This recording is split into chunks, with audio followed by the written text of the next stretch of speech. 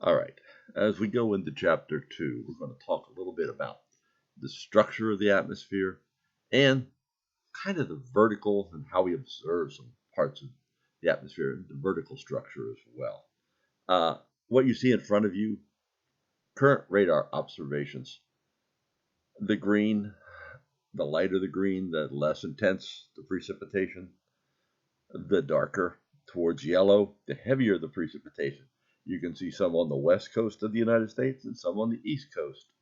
Also, you'll notice up north of Maine there, you have a patch like grayish green. That is actually snow, and some of the towards darker green that's right on the center of that area is actually heavier snowfall. So it's snowing pretty good in that area. So radar can help us depict precipitation, where it's at, the intensities of it. But that really is what it's good for. It also can give you wind direction at different elevations.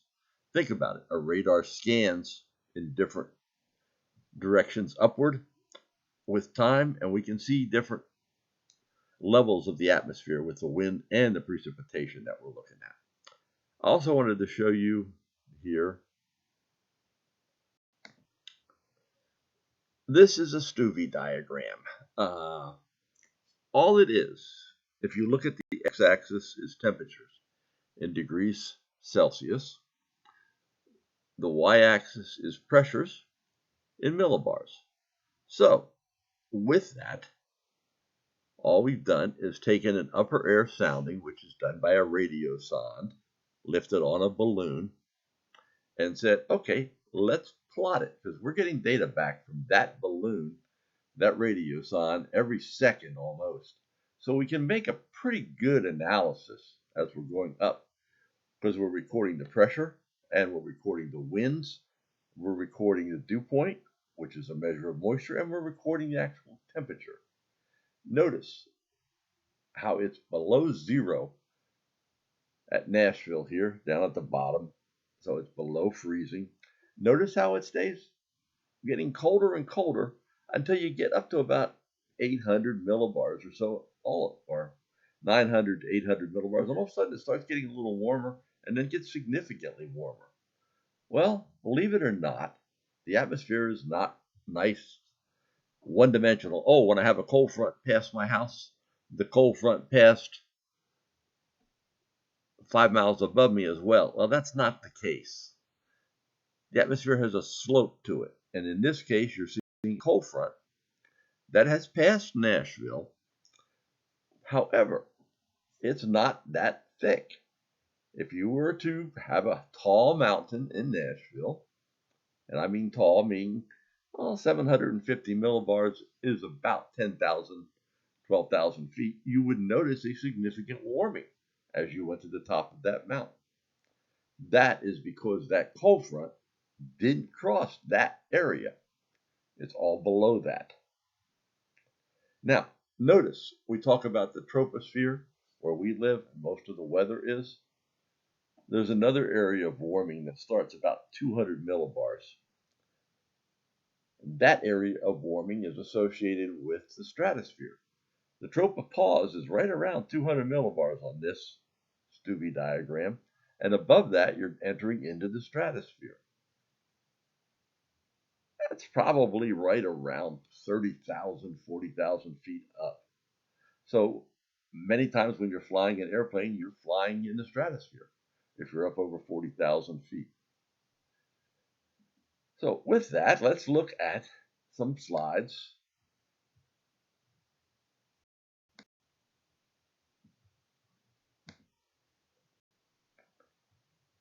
And I want to just start the beginning of this.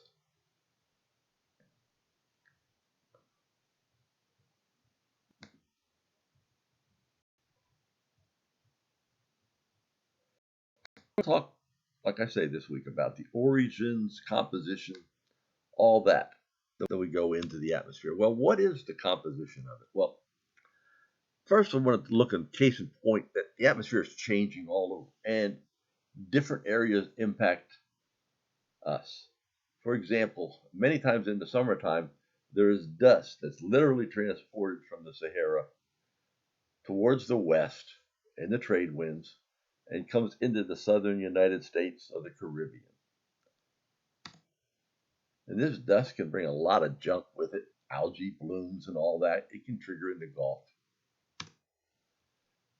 So weather can change in an instant. We talked about weather being at a given point in time. I've shown you a weather map. You're seeing them in your weather studies, in your labs now. This is all at one instant in time. 5 minutes later may be totally different. Think about it. If you were a person living in that house where a tornado went through, probably 5 minutes before your house was fine.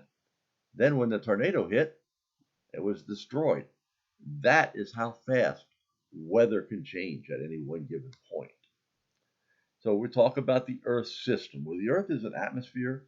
The hydrosphere is just moisture or water. Think about the oceans. The geosphere. Think about the land masses. Things like volcanoes, dust.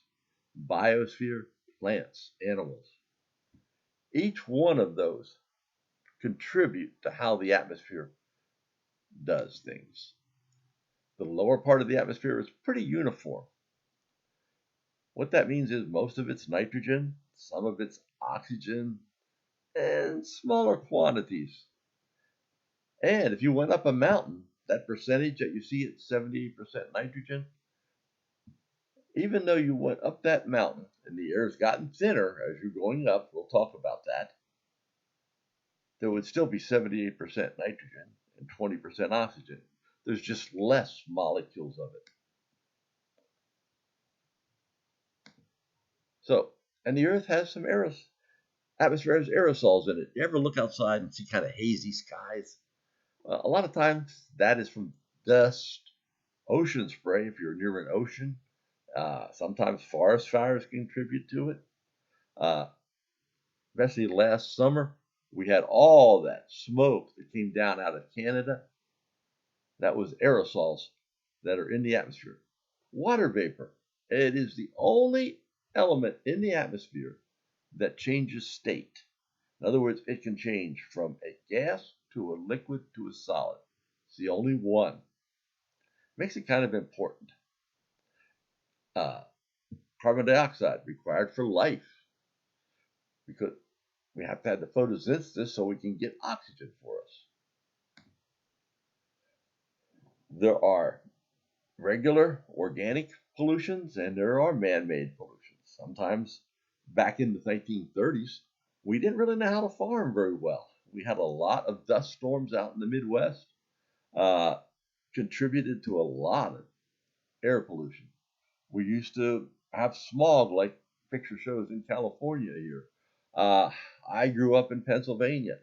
I can remember a steel mill in Steelton, Pennsylvania, putting out tons of coal pollution.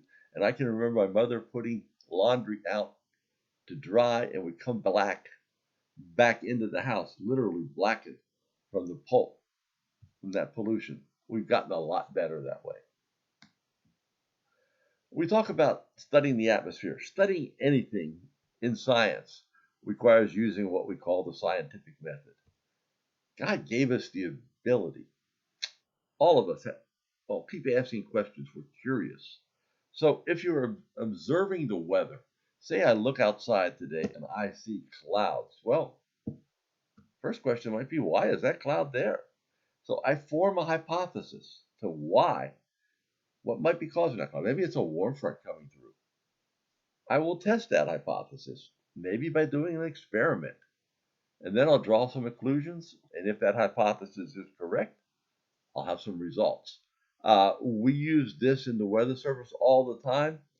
Matter of fact, we have a case in point that I like to use because it impacted greatly the success of our forecast where I live in the eastern part on the Virginia area.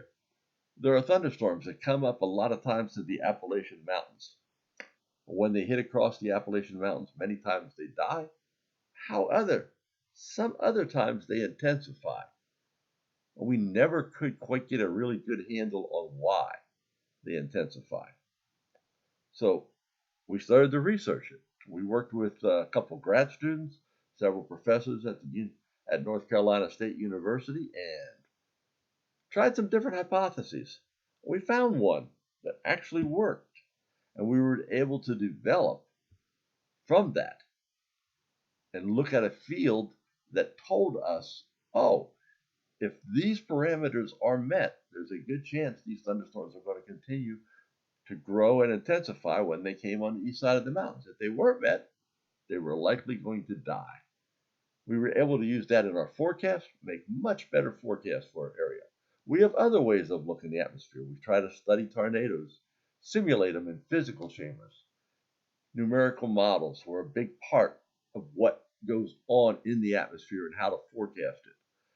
My graduate work was looking at numerical models and studying sea breezes. I've also worked with different numerical models through the years, trying to understand and look at really small scale events, such as sea breezes or thunderstorms. But we look at a large scale. We want to model the entire atmosphere as well. You're not going to touch these equations. I'll save you the worry right now. The math we do in this course is very simple. In order to know what the atmosphere is going to be, I need to know exactly what it is. ASOS is an observing system almost at every single airport in the United States. It's automated, so literally it is given 1 second observations. When there's a significant change, it sends out an ob. If you want to look into it, as a meteorologist, there are methods you can actually get the current conditions anytime, any second at an ASOS site. There's a cooperative network that's out there, and a COCORAS. Cooperative observers are not paid, but they actually record more for climate purposes. They'll give daily temperature, precipitation. We get those about 7 o'clock in the morning for the previous day. COCORAS are volunteers. You could be one if you wanted to. They report rain, hail, snow. They're another means of filling in the gaps. If you'll notice, there's not observations at every single location in the whole country of the United States. We have a lot, but not nearly enough. If you were going to observe the weather perfectly, we'd need an observation literally every few feet. We're not going to ever get that. But COCORAS is a means of helping that observation. Radio signs go up at 122 sites around the United States. They also are reported over the world sometimes. They give a vertical profile. I showed you a STUV diagram of looking at that profile. Here's a little instrument that goes with it. Drop signs, same exact instrument almost, that are dropped from an aircraft, usually over the ocean. We don't want to hit somebody too hard on the head, but they're deployed a lot of times in hurricanes. Remote sensing, I showed you radar. I did not show you satellite. Satellite's a great tool. It can show clouds. It can show lightning. And here is the different temperature profiles. You'll notice I said that we were looking into the stratosphere. Right here is the tropopause. The colder it is, the lower the tropopause. The warmer it is, the higher the tropopause. So if you go down in the tropics, tropopause is going to be higher. If you're up in the further north, up towards the North Pole, it's going to be lower. We also get a lot of auroras from the solar wind, which impacts the magnetic field around the Earth. And here you can see that. So that's really what I wanted to talk to you about today. And I hope you got a little bit out of that. Let me know if you have any questions on this.